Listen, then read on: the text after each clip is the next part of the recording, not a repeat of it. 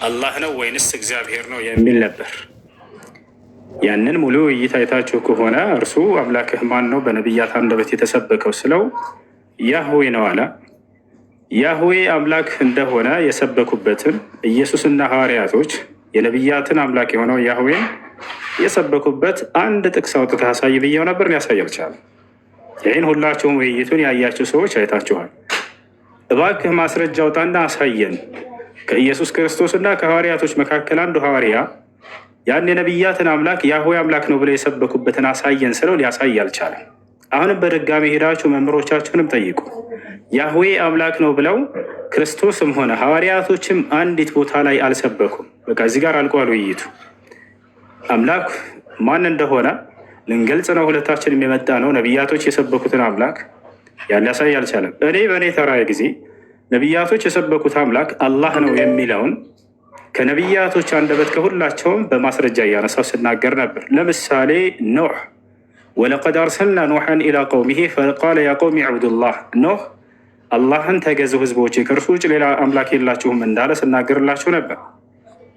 ከዚያ በኋላ እነ ኢልያስ ወኢነ ኢልያስ ለሚነል ሙርሰሊን ኢዝ ቃለ ሊቀውሚሂ አላ ተተቁነ ተድዑነ በዕልን ወተዘሩነ አሕሰነል ኻሊቂን አላህ ረበኩም ወረበ አባኢኩም ልአወሊን። ኢልያስ ምን አለ? የእናንተም የቀደምት አባቶቻችሁም አምላክ እርሱ አላህ ነው እንዳለ ስነግራችሁ ነበር።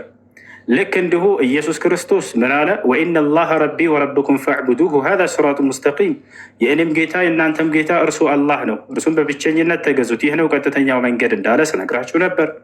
ልክ እንዲሁ ሙሴ ኢነማ ኢላሁኩም ላህ ላኢላሃ ኢላሁ ወሲዐ ኩለ ሸይን ዒልማ፣ አምላካችሁ እርሱ አላህ ነው፣ ከእርሱ ውጭ ሌላ ማንም አምላክ የላችሁም እንዳለ እንዳስተማረ ስነግራችሁ ነበር። ልክ እንዲሁ ዮሴፍ ወተበዕቱ ሚለተ አባኢ ኢብራሂመ ወኢስሐቀ ወያዕቁብ ማ ካነ ለና አን ኑሽሪከ ቢላሂ ሚን ሸይኢን ዛሊከ ሚን ፈድሊላሂ ዐለይና ወዐለ ናስ ወላኪነ አክሰረ ናሲ ላ የሽኩሩን። ዮሴፍ ምን አለ? የአባቶችን የአብርሃም የኢስሐቅ የያዕቁብን መንገድ ተከትኛለሁን፣ እኛ ከአላህ ውጭ ሌላ ማንንም ልንገዛ አንችልም፣ በአላህ ላይ ቅንጣትም ልናጋራ አይገባንም እያለ እንደተናገረ ይህን ስነግራቸው ነበር። እርሱ ግን አምላኬ ያህዌ ነው ያለበትን ክርስቶስ እና ሐዋርያቶች አምላካችን ያህዌ ነው ብለው ያስተማሩበት አንድ ቦታ አምጣ ብዬ ሊያመጣ አልቻለም። አንደኛ ይሄ ነው። ሁለተኛ ሌላው ነገር ደቂቃን በተመለከተ እንዲሁም ሌላ ሲያሳያቸው የነበሩ አክቶችን እባክህን ተው ይሄን እያልኩኝ እያባበልኩኝ እየለመንኩኝ አንሳስቀጥለ የነበረው ምክንያቱ ምንድነው ካላችሁ ከዚህ በፊት ከኔ ጋር በውስጥ ተገናኝቶ ነበር።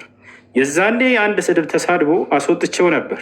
አሁንም ዳግም ተሳድቦና የሆነ ስነስርዓት የሌለው ነገር አሳይቶ እንዳሰጠው በጣም ጥሩ ነበረ። በአሁኑ በፍጹም አላስወጣህም፣ በአሁኑ ትጨርሳለህ፣ ወደየትም አትሄድም እያልኩኝ እያባበልኩኝ ሳስቀጥል የነበረው ለዚያ ነበር። ሌላኛው ነገር ሌላ ለሚከታተለው ህዝብ ነው፣ እውነቱን እንዲያውቅ ዘንድ ስለምፈልግ ገብቷቸዋላ። እዚህ ቦታ ላይ ክርስቲያኖችም ሙስሊሞችም የነቢያት አምላክን እናመልካለን ብለው ያስባሉ። ታዲያ እውነተኛውን ያን የነቢያት አምላክን ሁሉም ክርስቲያን ወገን እንዲያውቅ ስለምፈልግ ነው። ገብቷቸዋል። በዚያ ቦታ ላይ የፈለገ ነገር ቢደረግብኝ በፈለገ ነገር ከፈለገ ደቂቃውን ይውሰድ ከፈለገ ክፉ ቃላቶችን ይናገር፣ እሱ ለእኔ ጉዳይ አይደለም። ገብቷቸዋል። የእኔ ትልቁ ጉዳይ በዚያ ቦታ ላይ ምንድን ነው? በዚህ አጋጣሚ ክርስቲያን ወገንን ባገኘሁበት አጋጣሚ ይህን ሁሉ ህዝብ የኢትዮጵያ ህዝብ ያን የነቢያትን አምላክ ገልጬ ማሳየት ነበር። የአብርሃም የኢስሐቅ የያዕቆብን አምላክ ያ። እሺ ሌላው የነቢያቶች አምላክ የትኛው ነው የሚለው እስከሆነ ድረስ አርዕስቱ ነቢያቶች በገለጹበት መንገድ አምላክን እንገልጻለን። ነቢያቶች ያልገለጹትን ዝም ያሉትን ደግሞ ዝም እንላለን። ካልሆነ ግን ከነቢያት ትምህርት ውጭ እነርሱ ያልተናገሩትን እኔ በራሴ ብናገር ያነበር ስህተቱ። ገብቷቸዋል አይደል? ነቢያቶች እንዲህ ብለው አምላክን ከገለጹት በዚያ እንቀበላለን። ገብቷቸዋል። ያ ነው። ሌላው የሚያነሳቸው እያንዳንዱ ሙግቶች በአላህ ላይ እንዲህ አላሁ አላህ እንዲህ አለው አላህ እንዲህ አለ የሚለው ሙሉ መጽሐፉ ላይ አምላኩ በዚያ ነገር እንደተገለጸ ሳሳይላችሁ ነበር። ለምሳሌ አላህ ይወርዳሉ ከሌሊቱ 1/3 እያለ ሊሳለቅ ሞከረ። ነገር ግን አምላክህም እግዚአብሔር እንደሚወርድ አታውቅም። ያው እና እግዚአብሔር ይወርድ ነበር፣ እግዚአብሔር ወረደ ይላል መጽሐፍ ቅዱስ ላይ ቃል በቃል። በምድር ላይ ሰዎች የሰሩትን ግንብና ከተማ ለማየት እግዚአብሔር ወረደ ይላል። ይህ ልጅ በኔ ያክል መጽሐፉን እንደማያውቅ የዛኔ አስረድቻቸዋለን። መጽሐፉን ቢያውቅ ኖሮ በአላህ ላይ ብሎ የሚያነሳቸውን ትችቶች ሁሉ ቀድመው አምላኩ ላይ መጽሐፍ ቅዱስ ላይ ባገኛቸው ነበር። ገብቷቸዋል። እግዚአብሔር እጅ አለው፣ እግሮች አሉት፣ እግዚአብሔር አይኖች አሉት፣ እግዚአብሔር በእጆቹ ያጨበጭባል። ያንን ሁሉ እያነሳን እኛ መሳለቅ እንችል ነበር። እንዴት ነው የሚያጨበጭበው? ሲያጨበጭብ ድምፁ እንዴት ነው? ያ የሚያጨበጭበው ፍጡር ነው ፈጣሪ?